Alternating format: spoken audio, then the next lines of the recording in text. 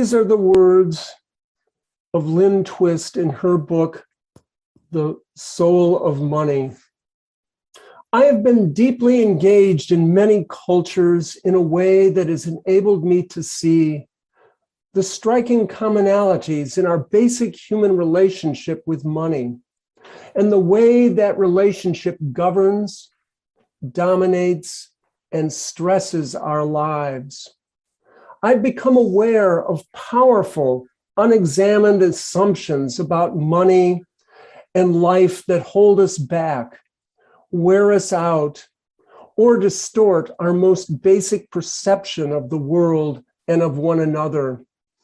But I've also witnessed the immense healing power of even the smallest amount of money when we use it to express our humanity, our highest ideals, and our most soulful commitments and values. We can right our relationship with money, realign it to transform the world around us, and create conditions for unparalleled, sustainable prosperity and well-being.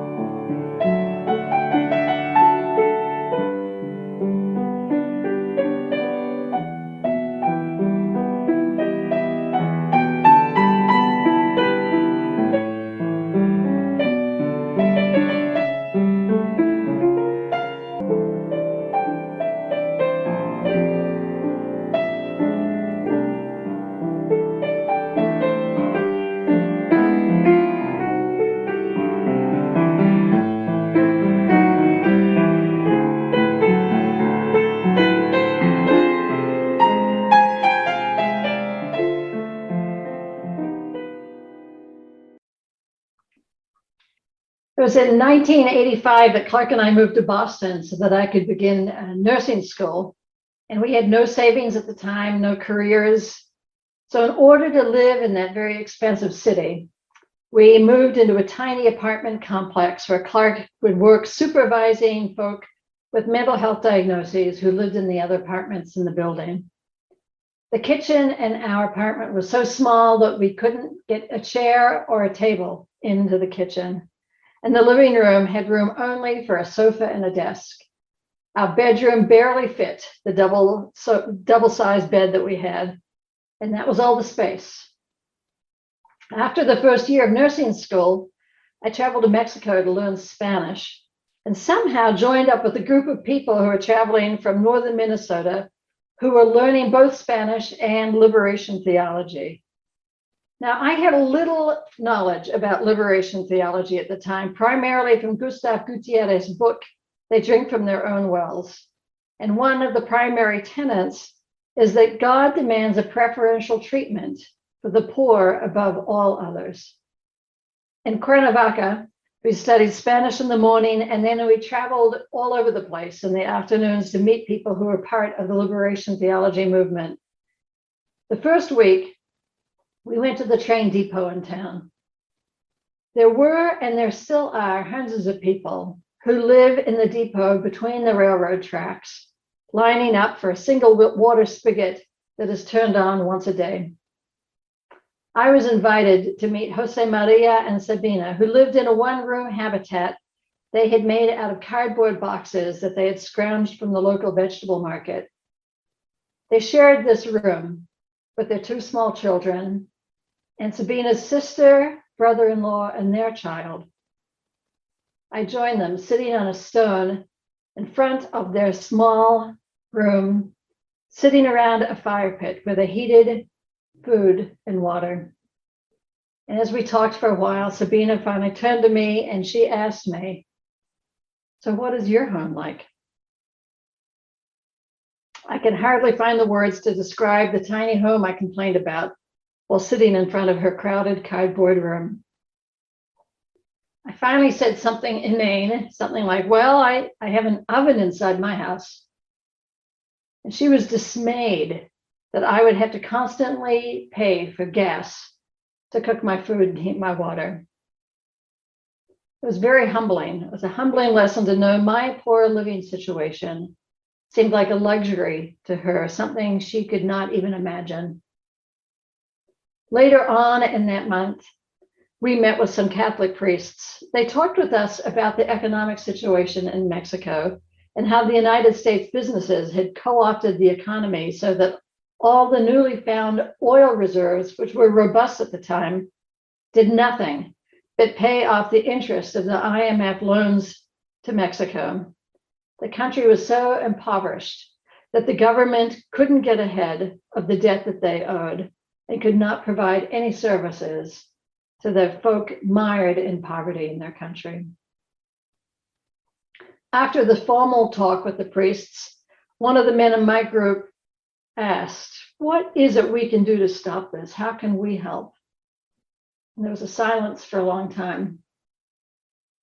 And then one of the priests answered that as long as we lived in the United States and as long as we had money invested in the US economy, we were part of the system of oppressing the rest of the world. He said there was no hope for us unless we gave up all our wealth and moved to another country. And then he recited the Christian Testament parable spoken by Jesus. In the Gospel of Matthew, it says, "If you want to be perfect, go, sell your possessions and give to the poor, and you will have treasure in heaven. Then come follow me. Truly, I say to you, it is hard for someone who is rich to enter the kingdom of heaven. Again, I tell you, it is easier for a camel to go through the eye of a needle than for someone who is rich to enter the kingdom of God." We live in a culture that requires money to survive and to be content with our lives. And we live in Kirkland, in the Kirkland community that is wealthier than many. I would guess many of us here have sizable investments, and we rely on these for our security and for our retirement. I actually don't think it's realistic to follow the instructions of the priest to rid myself of wealth and to move to another country. Yet at the same time, I see the message.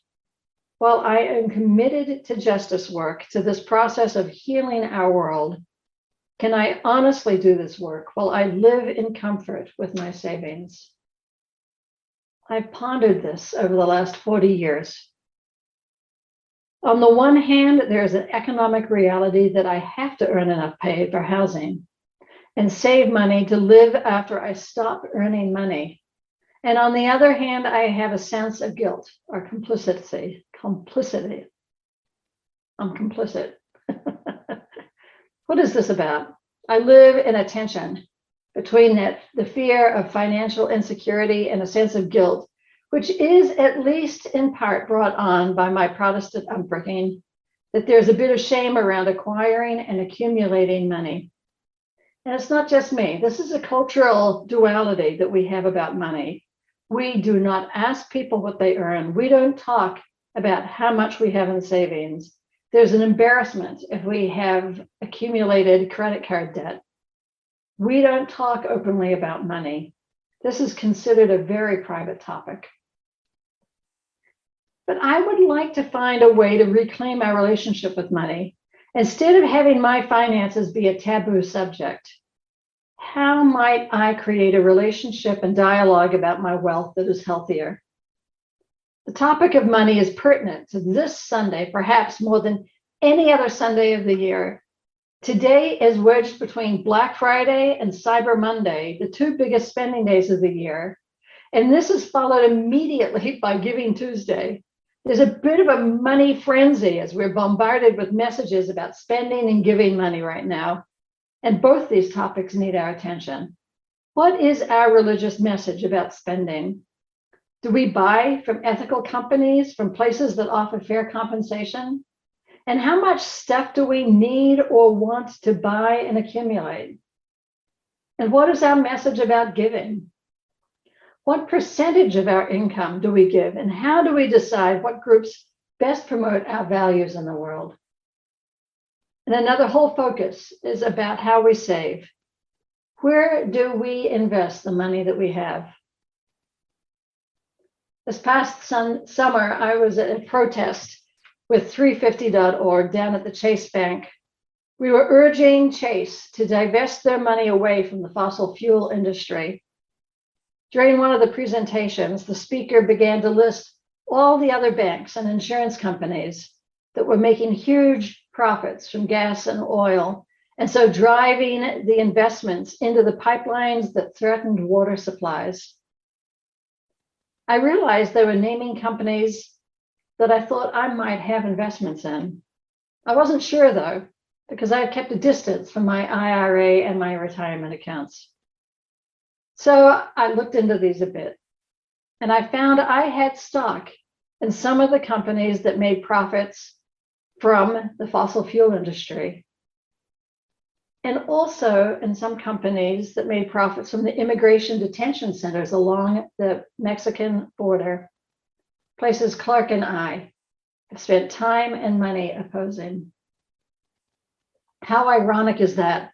My money was being used to fund projects that I am in vocal opposition to. And this started me on an exploration of looking into my investments into the whole area of social responsible investing, or SRI. SRI offers a way to invest money that is more in alignment with my values. I can identify those issues that most concern me. And right now, that's climate change, first and foremost, followed by the ethical treatment of all people. And after I do that, I can identify which companies I can invest in with a clearer conscience. There are 4 strategies in this type of investing. I can invest money from companies that my values are not in alignment. I can divest my money from companies that my values are not in alignment with. I can invest in companies I am in alignment with. I can work with others to invest in companies and gain enough stockholder support that we together can sway that company's how it operates. And I can move my banking and credit cards away from the large mega banks to community banks and credit unions that invest in the local community and support small businesses. Perhaps we can look at how we spend, give, and invest our money in ways that are affirming and honest. The story of the wealthy person not being able to pass into heaven is interpreted by some, such as my Catholic priest, to mean that we cannot be saved, that we are caught in a system of exploitation, that there is no hope for us. But I don't have this theology of salvation. I don't believe in an afterlife where I might go to heaven or to hell. My theology is grounded in the belief that I am already on sacred ground, and my work in this life is to live accordingly. The task before me is to use what I have to heal this world. And so this includes the task of using all my resources, my money, to the greatest good. How do I spend? How do I give? And how do I invest? Instead of facing money with a bit of shame and anxiety, could we all embrace what we have and use it to change the world, investing in what might heal and restore this planet? There's a big responsibility that comes along with the freedom that our money gives us. This is the responsibility to be fully engaged in how we impact the people and countries of the world. It requires diligence, but it may be more important than the letters we write or the protests we participate in. Everything we do can become a spiritual practice. And by this, I mean we can identify our deepest connections and live according to how our spirit leads us if we do things with intention and deliberation. Our practices around spending, giving, and investing can become spiritual practices when we commit to them with full awareness. I want to end with this from the Sufi poet Hazrat Inayat Khan, offering this perspective. I asked for strength, and God gave me difficulties to make me strong. I asked for wisdom, and God gave me problems to learn to solve.